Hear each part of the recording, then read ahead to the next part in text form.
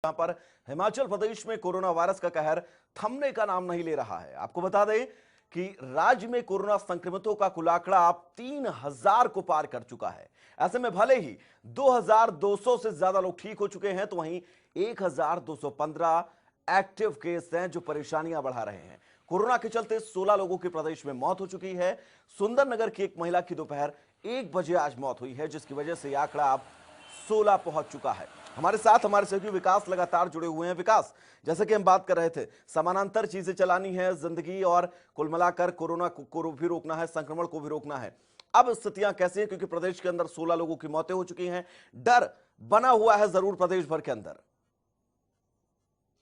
बिल्कुल, और डर लाज़मी भी है क्योंकि अब परिस्थितियां अलग हैं। और ऐसे में वैभव देखिए, मैं अभी आपको बता रहा था जिस तरह से कैबिनेट की बैठक जो है वो यहाँ पर चल रही है। तमाम चीजों में मसला सिर्फ अब यही है कि अब संक्रमण के खतरे से लड़ा कैसे जाए, कोरोना से लड़ना कैसे है।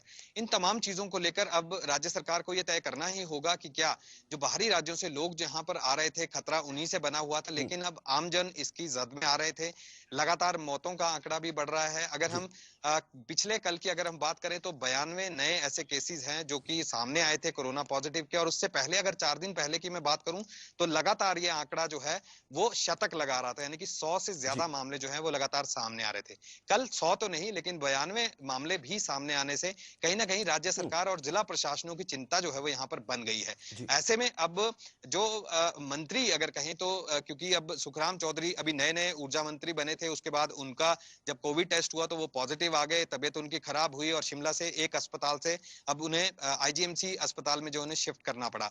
यही नहीं, उनके अलावा सुखराम चौधरी के जितना भी स्टाफ था वो पॉजिटिव आया, उनकी धर्मपत्नी थी वो पॉजिटिव आ गई, उनकी बेटियां वो पॉजिटिव आ गई, उनका ड्राइवर, उनका पीएसओ, तमाम ये लोग जो कि उनके डायरेक्ट कांटेक्ट में थे तो वो अब पॉजिटिव आ चुके हैं। राज्य सरकार की चिंता इसी चीज को लेकर है। लेकिन क्योंकि जब वो ऊर्जा मंत्री बने थे उसके बाद कई तरह के कार्यक्रम जो है वो आयोजित किए गए, जिसको लेकर विपक्ष भी लगातार निशाना उन पर साध रहा है।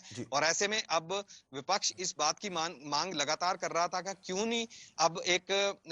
ना अब एक विशेष सत्र जो है वो 2 दिन का या 3 दिन का यहाँ पर बुलाया जाए, जिसमें राज्य सरकार ये बताए कि आखिरकार क्या ऐसे कदम जो है वो उठाए गए हैं और कोरोना से जंग जो है वो कैसे लड़नी है।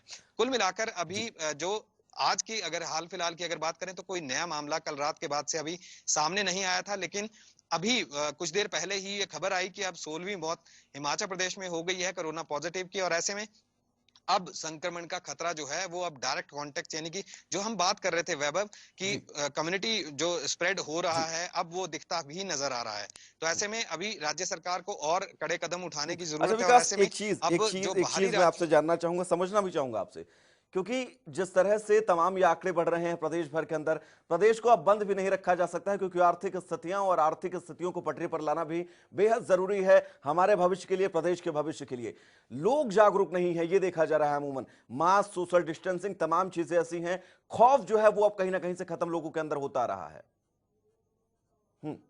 बिल्कुल वैभव, और देखिए हमने देखा पिछले दिनों जनता टीवी ने ही ये खबर सबसे पहले यहाँ पर दिखाई थी जनता को। और ये दिखाया था हमने कि लोग किस तरह से अब सोशल डिस्टेंसिंग और जो जरूरी मापदंड हैं, जो सोशल डिस्टेंसिंग है, मास्क लगाना है, सैनिटाइजर का प्रयोग यहाँ पर करना है, इन तमाम चीजों को हल्के में ले रहे थे। और यही एक बड़ी वजह है कि बहुत से इलाकों में संक्रमण का खतरा जो है वो लगातार फैलता चला जा रहा है।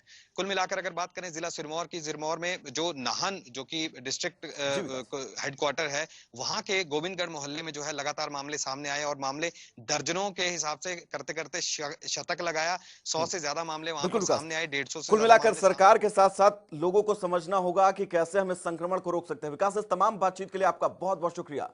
तो प्रदेश के अंदर कोरोना के मामले लगातार बढ़ते हुए आगे बढ़ेंगे, जहां पर मजबूत प्रतिरक्षा प्रणाली